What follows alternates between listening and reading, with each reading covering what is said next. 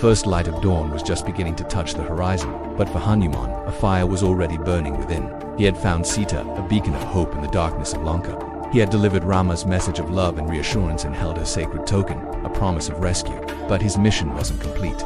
Before he returned, he knew in his heart that evil must feel the searing heat of truth. With a single powerful leap, Hanuman landed on the towering walls of Lanka. He drew in a deep breath and let out a roar that shook the very foundations of the city. I am Hanuman, the servant of the great Lord Rama. Let every sinner in Lanka know his name and tremble before his power. The city, once slumbering, erupted into chaos. Soldiers poured from every gate, their armor glinting in the pale morning light, their swords drawn and ready. But they were facing no ordinary intruder.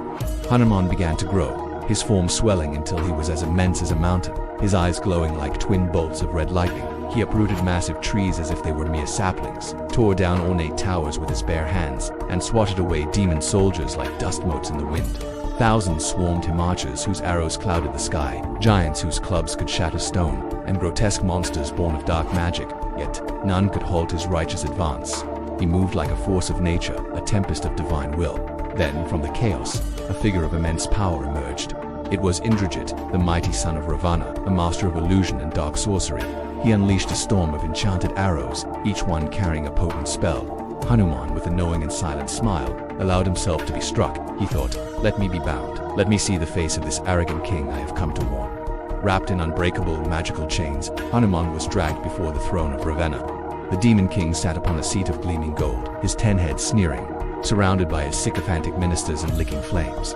His eyes full of contempt and arrogance, bored into Hanuman. Who are you, you insignificant monkey, that dares to invade my perfect city and wreak such havoc? He boomed. Hanuman stood tall, his spirit unchained and fearless. His voice, calm yet powerful, echoed through the grand hall. I am Hanuman, son of the wind god Vayu, and a humble servant of the rightful king, Lord Rama. I come with a message of peace. Release the divine Sita whom you have wrongfully abducted, and Lord Rama, in his infinite mercy, will spare your life and your kingdom. Defy him, and Lanka will burn to ashes. A wave of cruel laughter filled the hall.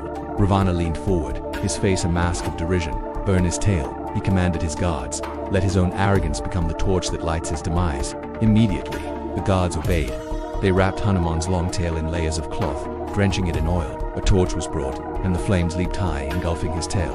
The court roared with laughter, but Hanuman simply smiled. In his heart he prayed to Rama, chanting the sacred name, Jai Shri Ram. And then, something miraculous, something divine, occurred. The fire touched his tail, but it did not burn him. Instead, the flames became an extension of his own will, a divine weapon gifted by the gods. He shrank his body just enough to slip from his bonds and, with an explosive leap, shot into the sky.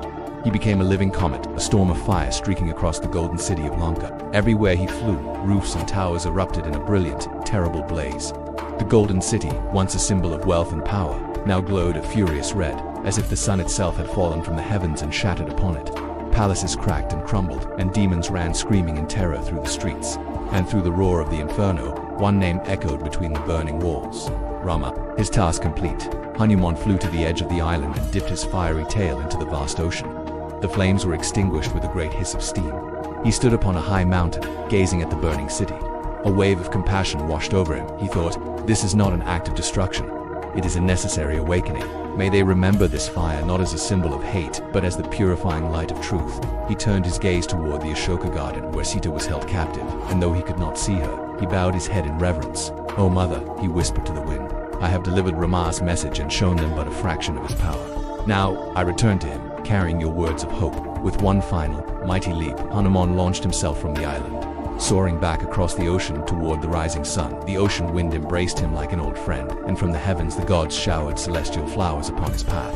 Thus ended the burning of Lankan event, born not of hatred, but from the unquenchable flame of pure devotion. Thank you so much for joining me on this incredible journey through one of the most powerful stories from the Ramayana. If you enjoyed this tale of courage and devotion, please hit that like button, subscribe to the channel, and ring the notification bell so you don't want to miss our next adventure into the world of epic mythology. See you next time.